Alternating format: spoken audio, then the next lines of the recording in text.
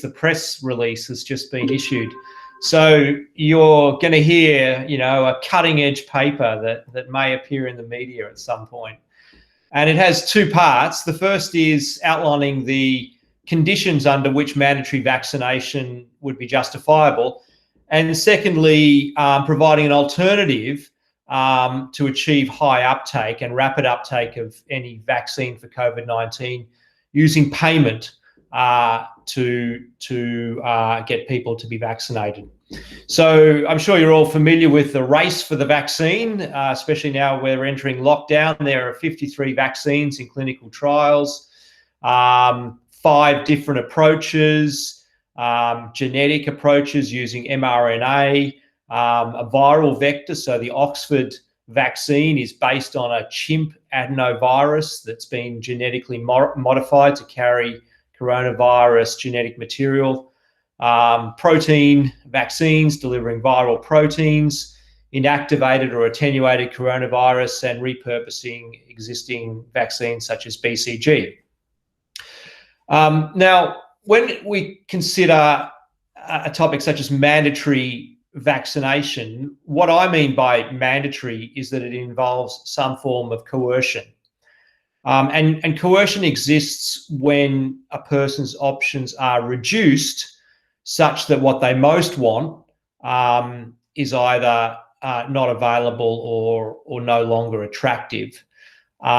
So in the case of vaccination, an example of coercion is that Italy imposes fines on people if they fail to get vaccinated. And what some people most want is to be vaccinated without losing any money. Now, the justification for coercion in a liberal society is based on a threat of harm to others. So restricting people's liberty is never justifiable in their own interests. They have to represent a threat of harm to others. So a simple example I've given in relationship to influenza vaccination is, imagine a child goes into the laundry and takes a bottle of bleach out of the cupboard and takes it to school. That child represents a threat to himself and to other students by dispersing the bleach, and coercion is justified in removing the bleach. Or as Jessica Flanagan has said, shooting a gun randomly into a crowd warrants coercive removal of the gun. And the basis for both of these instances of restricting people's freedom is that they represent a threat of harm to others. Now, infectious disease is just like a bullet or a bleach, except you can't see it. It represents a case of potentially lethal threat to other people. And because of that, coercion is justifiable in containing infectious disease. And there are various kinds of coercion, which I'll come to later. Lockdown, which we're experiencing, quarantine, isolation. These are all examples of coercion. And in infectious disease, and particularly a pandemic, time is lives. Every day, another 5,000 people die of COVID-19. So the charity One Day Sooner has been committed to bringing a vaccine to use sooner, and every day they can do it, they will save an extra 5,000 lives. And 37,000 students and other young people are part of that movement have volunteered for challenge studies, which will start in January. So there are various estimates that go up to about 82% of the population would need to be immunised to achieve herd immunity. Now that figure may be higher than reality. I'm also on a paper under review that estimates as little as 40 to 60% of people may need to be achieve immunity to achieve herd immunity. But the figure itself doesn't matter, because we have to get there not just whenever, but as soon as possible. And in the face of that, many of you will be familiar with the increasing phenomenon of vaccine hesitancy. So in the US, 3 in 4 people would get vaccinated, but only 30% would want to receive the vaccine as soon as it becomes available. And a recent study in September showed that nearly half the US adult population would refuse a COVID-19 vaccine. So This represents a considerable hurdle to achieving herd immunity. Now, it's important to recognise that proposing a mandatory vaccination program for COVID-19 is really nothing new. There are various coercive practices in the public interest. Conscription in war is probably the most severe example. Taxes are levied against individuals in the public interest, and even when paying taxes will affect that individual's ability to access healthcare and harm their health. Seatbelts is another example of a mandatory law. 50% of Americans actually oppose making seatbelts mandatory, but now 70% believe that they're justified. And the reason for that is they reduce the chance of death by 50%, but they also, importantly, reduce injury to other occupants and also use of limited healthcare resources. In the area of vaccination, the UK in the past had a mandatory vaccination policy for smallpox. And in Australia, there is a mandatory policy, the no jab, no pay, which if you don't get vaccinated, childcare benefits are withheld. And as I said, in Italy, fines are employed. Now, it's important to distinguish between mandatory and compulsory. Compulsory means forcing people using physical force. Mandatory vaccination just means imposing some kind of cost on the individual for not being vaccinated. So in this paper coming out tomorrow or the next day, I've created this algorithm that identifies 4 relevant conditions under which mandatory vaccination could be justified. So the first condition is that we're dealing with a very significant public health problem. A small outbreak of measles may not warrant a mandatory policy of vaccination. But a global pandemic is something on a different order. Secondly, we need to know the level of confidence in vaccine safety and efficacy. And mandatory vaccination generally will only be justified with high levels of confidence and satisfactory efficacy. Then we need to compare the expected utility of a mandatory vaccination program to all other alternatives, including voluntary vaccination. It would clearly be better to use voluntary vaccination if it achieved herd immunity just as quickly, but there are reasons to doubt that. And lastly, the costs imposed a part of the mandatory vaccination policy should be proportionate to the degree of threat and the level of safety and efficacy of the vaccination. So I'll talk more about each of these conditions now. So the gravity of the problem: is COVID-19 severe enough to warrant a mandatory policy? Well, I actually think this is debatable, but I'll just outline some considerations. So far around the world, 1 million people have died, and in the UK, over 40,000. Initial modelling predicted 500,000 deaths. That's now been significantly scaled down. But it's important to note that the highly restrictive lockdown measures that have been employed have been estimated to cost 200,000 non-COVID lives as a result of delayed or cancelled healthcare, including for cancer. The infection fatality rate, the percentage of people who will die when they become infected, is still unclear. Initial estimates put it as high as 4%, but the Centre for Evidence-Based Medicine now reports that it's somewhere between 0.03%, which is 3 times as bad as influenza, up to 0.3%. And I'll come to the latest figures from the CDC released a few days ago in the next presentation. So how grave is grave? Well, in Belgium, which was the country with the highest death rate, their death rate was still overall under 0.1%, which is the mortality of influenza. Other countries such as Sweden had higher death rates at certain points, but these were still not as high as death rates in 1993 and 2000 without COVID-19. The excess deaths in the UK altogether are the same as they were in 2008. So I think it's a debatable point whether COVID-19 warrants mandatory vaccination, but you can easily imagine something much worse than COVID-19, such as Spanish influenza, which killed 50 million people, perhaps even 100 million, and killed young people rather than mainly elderly people. There are also safety issues that would have to be overcome before a vaccine could be made mandatory. And there are a number of reasons to think that this hurdle might be harder for COVID-19 than other vaccinations such as influenza, which I've also argued should be mandatory. Firstly, there has never been a successful successful vaccine against a coronavirus. And secondly, there's been a very accelerated research and development process. And any biologic that's developed will have some finite risk of adverse events. Nothing in the world is 100% safe. And some of those side effects may take time to manifest, as they did with the swine flu vaccination and narcolepsy. And we just simply don't have that time available in an emergency.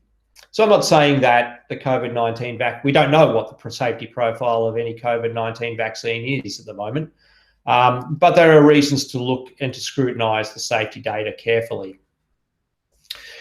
So the third part of the algorithm is that we need to compare mandatory vaccination with other candidate interventions.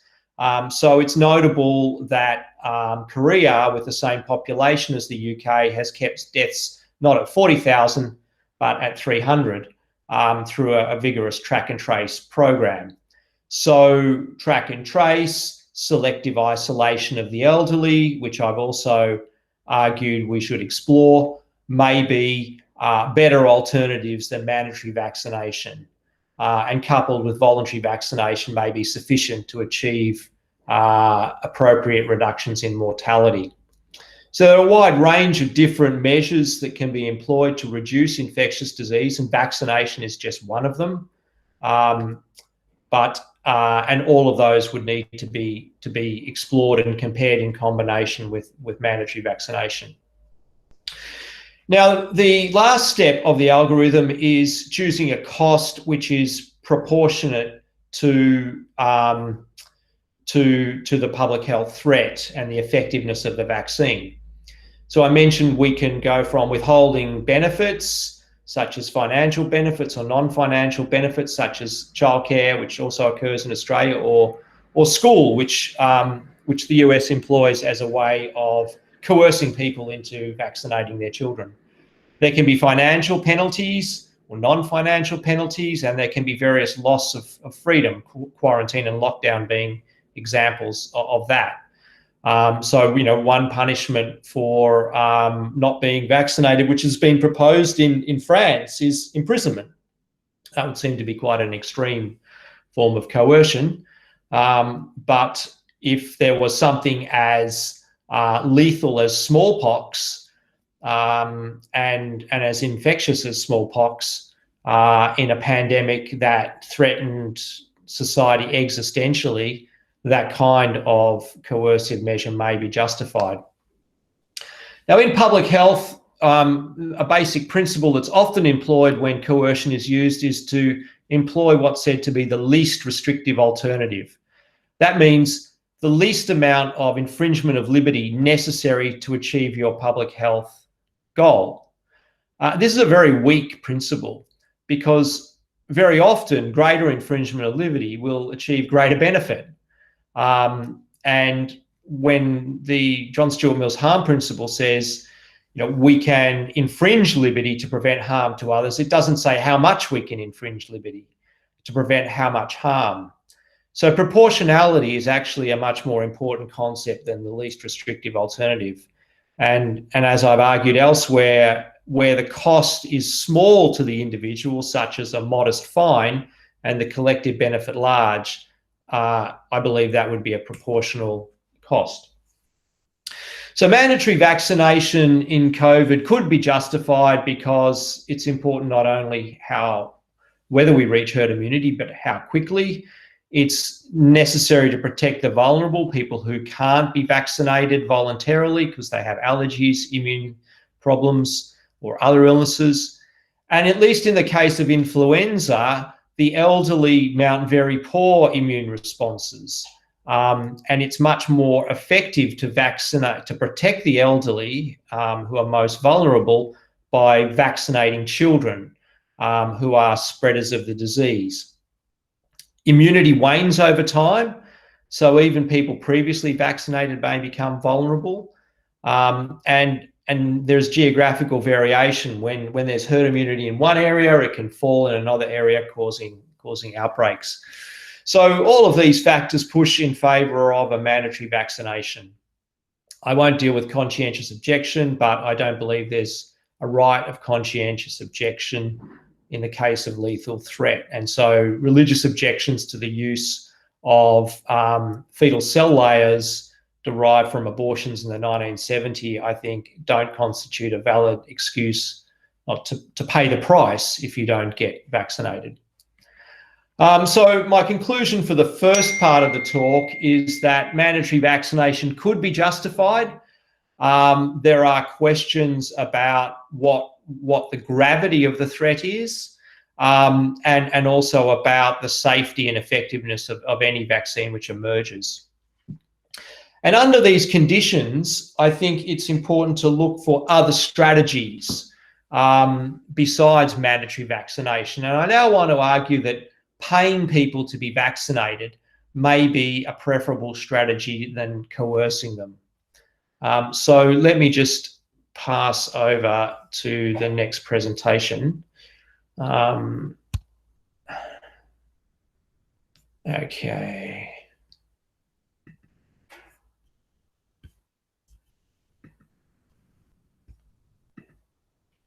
Or do you want me to take questions now? I think just do the second presentation, and then we'll do questions at the end. Okay, well, this is the more novel aspect. You know, so many people have discussed mandatory vaccination. Few people have, if any have discussed paying people to be vaccinated. And I think we should think of, we could think of getting vaccinated as like being a job. So I briefly mentioned this concept of a collective duty of easy rescue, where the cost of doing something to an individual is small and the benefit of everyone doing that thing for the collective is large. There's a collective duty of easy rescue.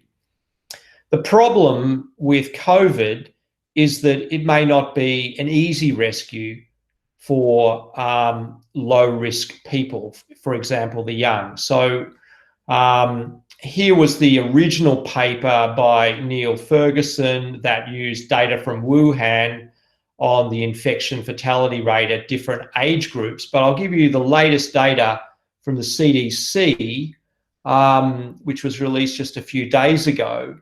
So their best estimates of, so look at scenario 5. The other 4 scenarios are modeled scenarios. Scenario 5 is their estimates based on the best evidence that we have. So the mortality, the risk of dying if you get COVID-19, if you're between 0 and 19, is about 0.003%, which is about the same chance as dying of chickenpox and much lower than dying in a car accident. Even up to the age of 70, the risk is only 5 times as great as influenza. It's really only after the age of 70 that the risks go up, and particularly over the age of 85. Roughly half of the people who die of COVID-19 are over the age of 85. So if you're, under 20 or 30, you have virtually nothing to gain from vaccination, but you run the risk of side effects, of adverse effects, as opposed to those who are over the age of 70, who both have something to gain and will protect others. So it's not at all clear to me that it's an easy rescue for people for whom COVID poses no more threat than the risks of everyday living. So, for example, I imagine the audience here is mainly in their 20s. The chance of you dying of COVID-19 is around the same as dying in a car accident each year. That's why I think challenge studies using people under the age of 30 are justifiable. But it also makes mandatory vaccination more difficult to justify for people in those younger age groups because they're being exposed to risks for no benefit to themselves. So an alternative to simply calling on people's duties is to pay them, to see getting vaccinated as being a job. And I've argued that we should consider live organ donation and participation in risky research, including challenge studies, as jobs, which should be remunerated just as we pay construction workers to take on dangerous work. So this is another paper that I've just had out in the Journal of Medical Ethics on payment in challenge studies. And these three authors have responded very constructively. Al Roth is a Nobel laureate in economics, and he agrees with the proposition. And they've argued that the way to arrive at a price is to consider a salary for time involvement. This is for challenge studies, insurance against adverse outcomes, and an ex-ante compensation for risks that can't be compensated ex post, such as death.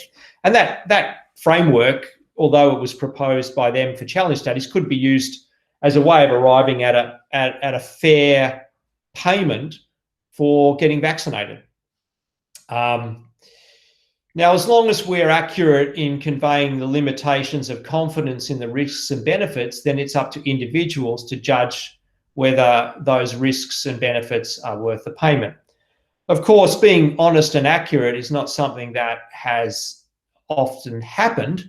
We only have to remember the BSE crisis and the misleading of the British public about the safety of British beef. And indeed, some of the statements that have been made in COVID-19, in my view, are misleading. There needs to be an independent assessment of risk, but it's a basic point that if a vaccine was judged to be safe enough to be used without payment, then it's safe enough to be used with payment. The payment doesn't make it any riskier. And if a vaccine is too risky, then it shouldn't be administered, whether it's administered voluntarily, coercively, or through the use of payment. Now, one of the standard objections to paying people to take part in research, or paying kidney donors, or paying people to be vaccinated is that it's coercive. It forces people to take risks against their better judgment. So here's a quote from Ruth Macklin, a famous bioethicist from New York. This is completely wrong. As I said at the beginning, coercion exists where the option that a person most wants, or which is best for a person, is removed. So the standard example is your money or your life. If somebody sticks a gun at your head and says, give me the money out of the cash machine, they've removed what you most want, both your money and your life. And the no jab, no pay policy is coercion because it removes the childcare benefit and the option of not being vaccinated.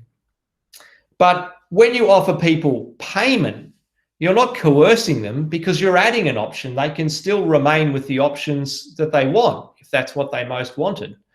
And if a person chooses that option, it's because they believe overall their life will go better, in this case with the vaccination and the money.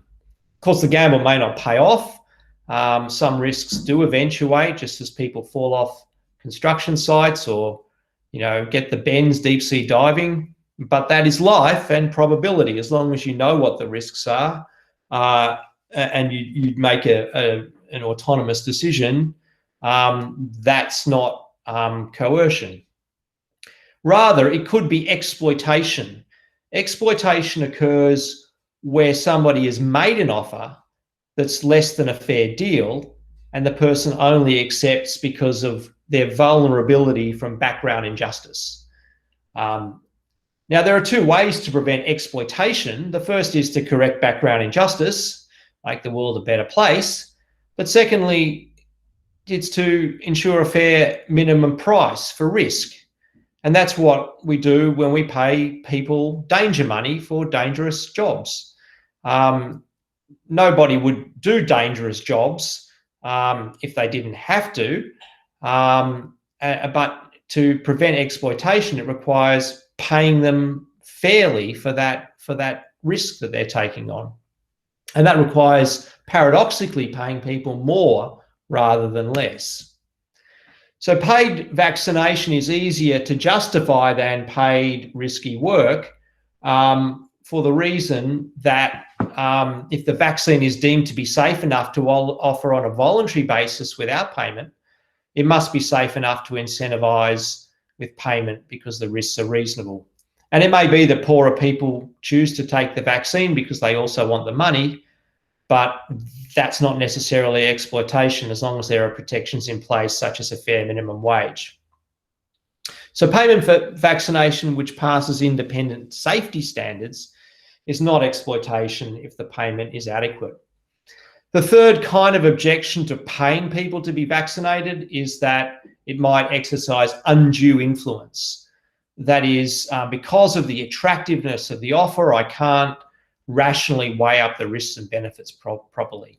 So to give an example, Jones is offered $1 million to take on a 99.99% chance of dying in a dangerous experiment, but he just focuses on the money and takes the deal, which is unfair and unreasonable. He's bedazzled by the money. Now, that may well be undue influence, but if Jones's daughter is about to die without $1 million in healthcare and he values her life more than his own, it might be rational for him to take that deal. And the reality is that it's very difficult to get inside people's minds and see where they're making a rational valuation or an irrational evaluation. And it's better to address undue influence by implementing procedures to minimize bias and irrational decision-making, such as cooling off periods, debiasing, information reframing, and so on. And this applies to voluntary interventions as well as paid interventions. There are practical advantages in paying people to be vaccinated. There may be considerable resistance to a mandatory model, which may make it difficult, expensive, and time-consuming to implement. And here I'm assuming that a voluntary model will not achieve the levels of herd immunity that we need quickly, as US data seems to indicate. And in a payment model, people are doing what they want to do. A payment model could also be very cheap compared with the alternatives. So I think I just saw yesterday, Treasury's injected £150 billion into the economy, and it costs 60 billion to support the UK's furlough scheme, which ended in October, which has been now being extended. So it would make economic sense to pay people quite a lot to incentivize them to vaccinate quickly. One difficult case is children. It's one thing to pay people to take on risks for themselves. It's quite another to pay them to enable their children to take on those risks. So I would, in general, be against paying parents to vaccinate their children, unless the vaccine was very safe and ideally in the child's own interests. So influenza vaccine, although children rarely die of influenza, they do die of it, and influenza vaccine is both of benefit to them and of huge benefit to elderly people. So I don't see a problem with incentivizing or paying parents to vaccinate their children for influenza. But again, as I say, I'm not sure the safety profile of the vaccines for COVID-19 will be as robust initially as for influenza. A standard objection to paying people to do their duty, particularly civic duty, is that it undermines solidarity, trust, reciprocity, and community values. Richard Titmuss is famous for this argument in the gift relationship, arguing for a voluntary blood donation scheme. I personally think this is a hopeless argument. In fact, the UK imports blood products from around the world, including Austria and the US, which are paid for. and in countries which run particularly voluntary plasma schemes, they generate insufficient plasma. Germany, in fact, recently moved to pay plasma donors, and this doesn't in any way appear to have undermined altruism in Germany. But for those attracted to the gift of altruism, the vaccinated could be offered the opportunity to donate their payment back to the NHS. This would be a double altruistic act, both in terms of getting vaccinated to prevent harm to others, and providing monetary support to the NHS. It would be a happy marriage of ethics and economics. It would also couple self-interest with morality for free riders, as they would have more self-interest to do what is moral. And it would give those who face obstacles to vaccination an additional reason to overcome these. Payment need not be in cash, it could be in kind. Those who are vaccinated could be given greater freedom to travel, greater opportunity to work or socialise, not have to wear masks or socially distance. And I've given similar arguments in support of immunity passports. So my conclusion is that mandatory vaccination for COVID-19 could be ethically justified depending on our assessment of the gravity of the threat, the confidence in the safety and effectiveness of the vaccine, the comparative expected utility of mandatory vaccination compared to other strategies, and the proportionality of the cost imposed. But where risks are more uncertain, payment for vaccination, whether in cash or kind, may be an ethically superior option. Thank you. Thank you very much. Wonderful. Okay, I think we've got our first question here. If you'd like, Eduardo, you'd be welcome to unmute and say your question, or I can say it for you. Yeah, hi. Thank you very much. It was highly interesting. Thoroughly enjoyed that. I was just thinking about a very brief point you made regarding hesitancy and exemptions. So I've written, just plain devil's advocate here, religious and philosophical exemptions should be respected in terms of human rights, especially under the freedom of thought, conscience and religion. By making vaccinations mandatory, this would surely alienate these groups and then therefore increase vaccine hesitancy. Removing people's freedoms and choice would inevitably cause the hesitancy and perhaps worse, resistance. How should we go about this? Is there any way to resolve this issue? Well, first of all, I think you do have to look at mandatory vaccination and see whether it is effective at achieving its goals. And the evidence from Australia, Italy, and the US is that it does increase vaccination rates. In the case of people with religious objections, if you look at conscription in war, people who had religious objections to going to war were either imprisoned or actually forced to engage in medical, or actually I think sometimes they chose to be engage in medical experimentation or do other social service. So mandatory doesn't mean forced to go against your will. It means that you have to accept a cost associated with you not contributing to the collective good.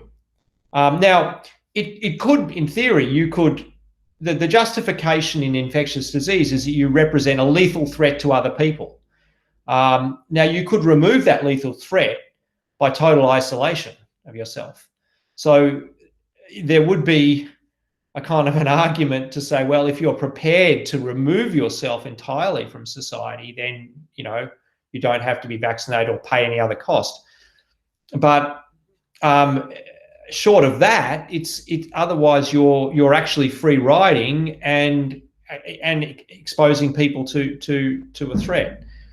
So I think, in practice, I don't think that morally we should allow it. Now, pragmatically, if only a few people, object and you still achieve herd immunity very quickly, maybe politically and pragmatically you say we're going to allow some people like anti-vaxxers or religious people to object.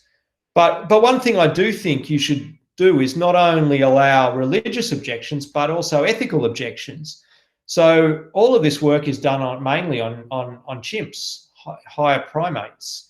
And a lot of people have very valid and strong ethical objections to experimenting on chimps.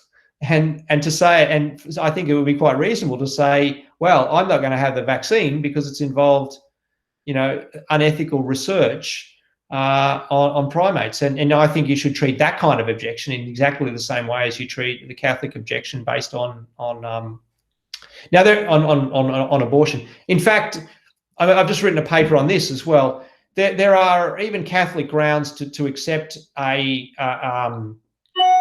fetal cell, a vaccine done on fetal cells, because the abortion occurred in the 1970s, and there's a kind of diminished chain of responsibility. And at one point, the Pope has changed, or the Vatican has changed their prescriptions. So there is the possibility to choose to have the vaccine, and they've also said vaccines are very important, to choose to have the vaccines, even with the constraints of the particular religion. But that's a sort of separate issue. Thank you very much. But thank you for a very good question.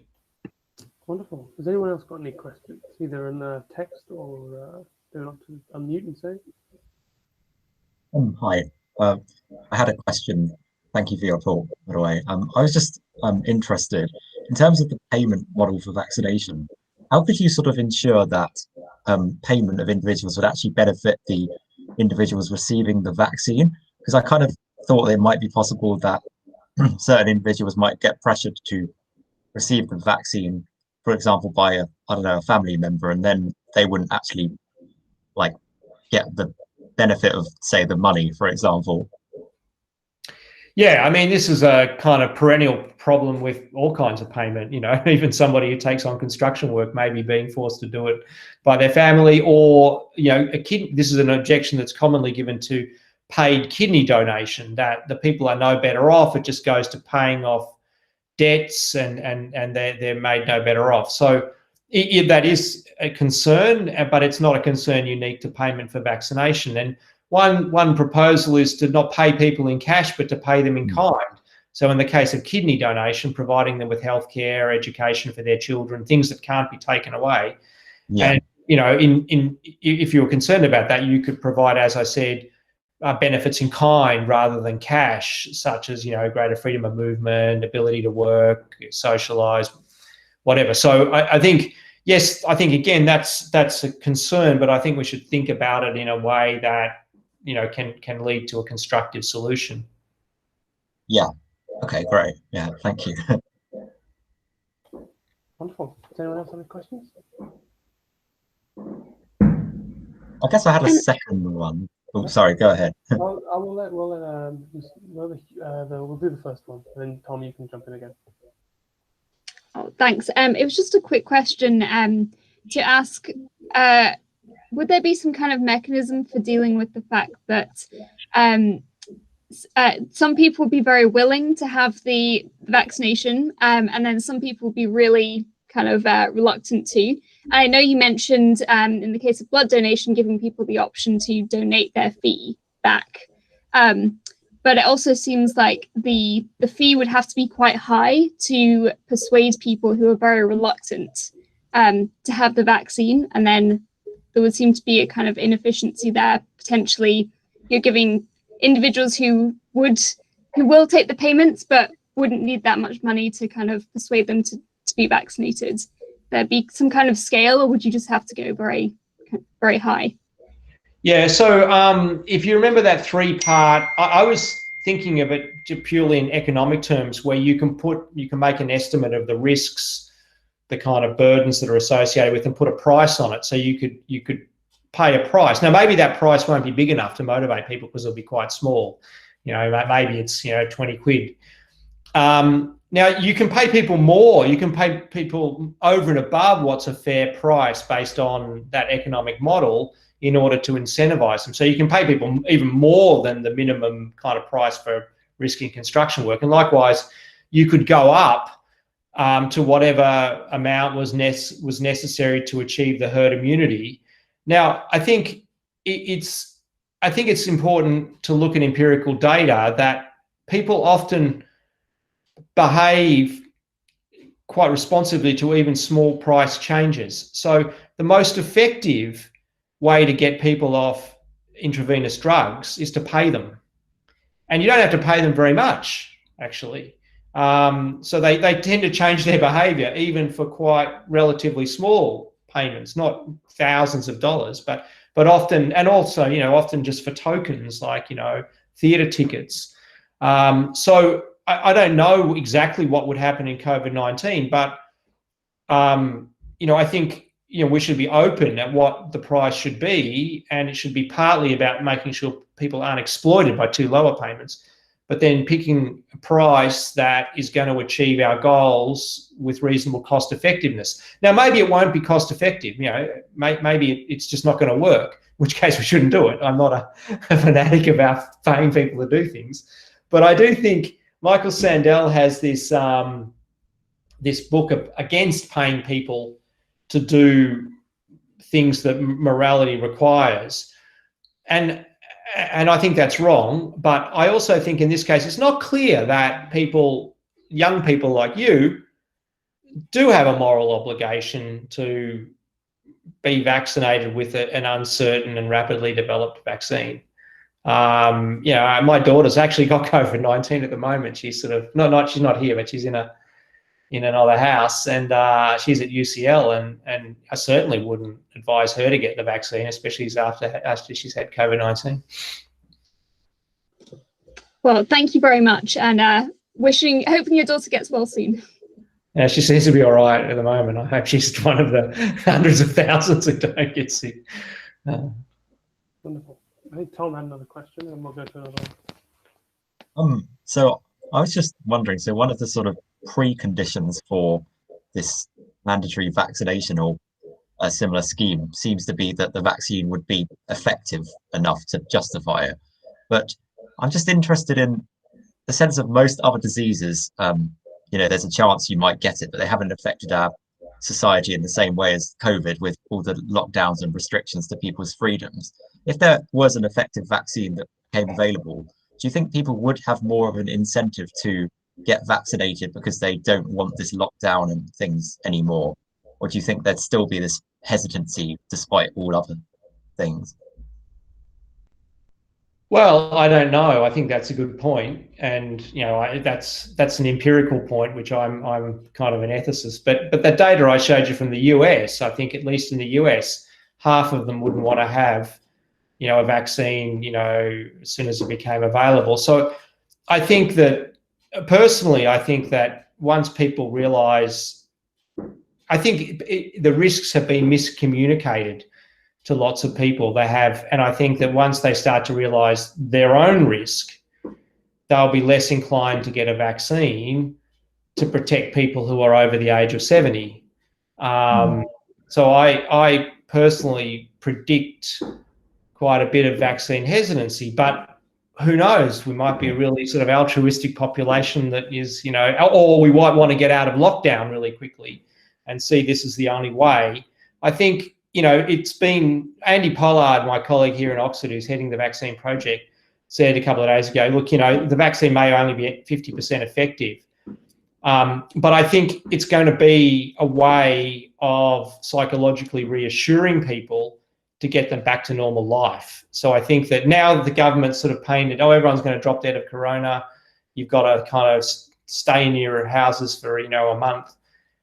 People are, rightly frightened to go to work and so I think that kind of the reassurance of even a partially effective vaccine may be enough to generate a movement back to normality. But I suspect the vaccine, won't be that effective. Yes. So, that seems to be. Thank you. Wonderful, wonderful. Does anyone have any other questions? Can I ask another question? Of course. Again, it's in regards to exemptions. I've just thought about medical exemptions as well. So some people have allergic reactions and Oh, just yeah, they should, yeah, you're complete, yeah. I didn't say that. They should all, people with medical exemptions should be immune. Yeah, I just mean, because you mentioned that obviously people who aren't willing to take the vaccination should probably isolate, because then they're putting other people at risk.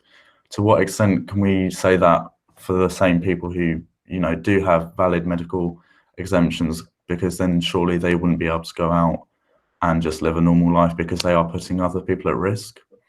Well, they're not only putting other people, so there's two kinds of harm in COVID, which I didn't get into, that you need to realise. There's the direct harm that you impose on other people when you pass on the virus and they become ill and die. And then there's the harm that happens if you get sick and you use up one of the only 10 ICU beds in your hospital. So there's, and this is common for any disease, but it's particularly acute in a pandemic where you've got a severe shortage of resources. So we're attempting to protect the NHS. So there is a special obligation in a pandemic, not only to not harm others, but not to harm yourself.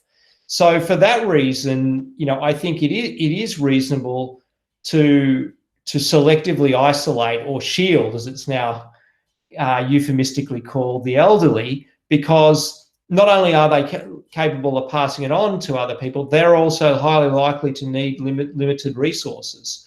And so you're completely correct. That argument would extend to people who can't be vaccinated, that while we have this pressure on health resources, it might be reasonable to isolate people who are at high risk of getting ill and using those limited resources until such time as we have enough herd immunity that they either aren't at risk, or that we have enough resources to enable people to get sick and not. So I think that's a very interesting point, which I hadn't thought of, that maybe for this kind of thing, you would have to isolate people who can't be vaccinated for a period. Now, the issue with the elderly is that in the case of influenza, they don't mount a good immune response. Their immune system is packed up. So even if you immunise them, they still die of flu. But if COVID was like that, then the elderly would actually be people who, were still at risk if they were vaccinated. Now, we don't know exactly, what, because the trials are just going on. We don't know how different, how people respond to the vaccine. But that again would be an argument to sort of selectively isolate for a period until sufficient herd immunity or health resources are sort of built up.